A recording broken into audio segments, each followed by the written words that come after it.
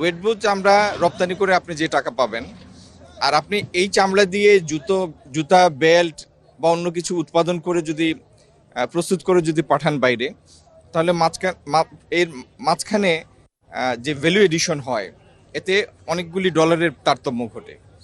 আর এই যে চামড়া থেকে দ্রব্য প্রস্তুত করতে গিয়ে মাঝখানে কয়টি ধাপ, প্রথমে ওয়েট ব্লু, তারপরে ক্রাস্ট লেদার, তারপরে ফিনিশ লেদার, তারপরে একটা পণ্য প্রস্তুত হবে।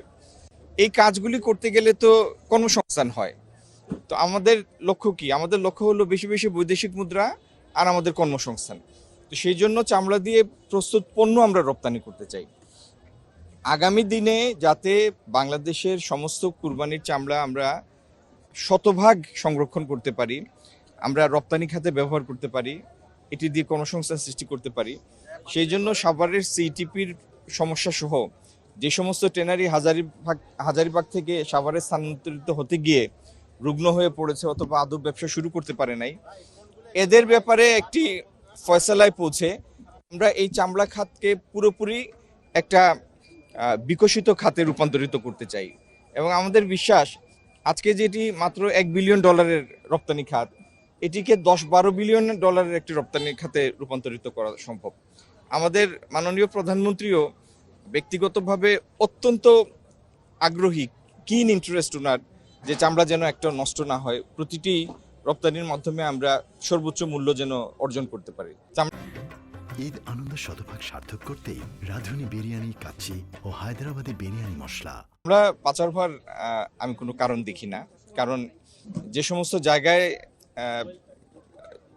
চামড়াগুলি এসে জড়ো হয়, তার প্রত্যেকটি কেন্দ্রের সাথেই আমাদের সার্বক্ষণিক যোগাযোগ আছে। সেই জন্য বাণিজ্য মন্ত্রণালয়ে আমরা একটা মনিটরিং সেল করেছি, সেখানে সার্বক্ষণিকভাবে আমাদের কিছু কর্মকর্তা কাজ করছেন এবং প্রত্যেক জেলার জেলা প্রশাসক, বিসিকে কর্মরত কর্তা, তাদের সাথে আমাদের যোগাযোগ আছে।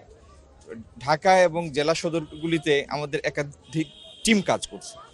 তো চামড়া মানে পাচার হওয়ার কোনো বিষয় নাই, কিন্তু চামড়া অক্ষত রেখে সময় মতো লবণ মাখিয়ে সংরক্ষণ করে এটিকে যেন আমরা রপ্তানির জন্য ব্যবহার করতে পারি, সেই উদ্দেশ্য নিয়ে আমরা কাজ করছি। আপনার প্রশ্নটা ভালো, এটির উত্তর দেওয়াটা খুব দরকার। চামড়ার যে মূল্যটা আমরা নির্ধারণ করেছি, এই মূল্য নির্ধারণ প্রক্রিয়ায় স্টেক হোল্ডারদের সাথে আমরা সংযুক্ত করেছি।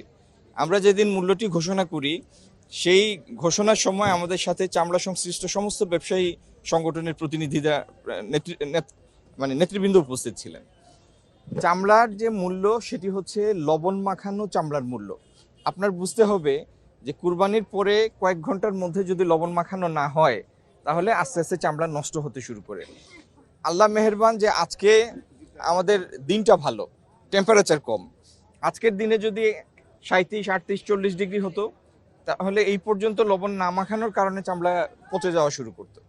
তো এখনো সময় আছে, যারা চামড়াতে লবণ মাখিয়ে ক্রেতার কাছে নিয়ে যাবেন, তারা প্রকৃত মূল্যটি পাবেন।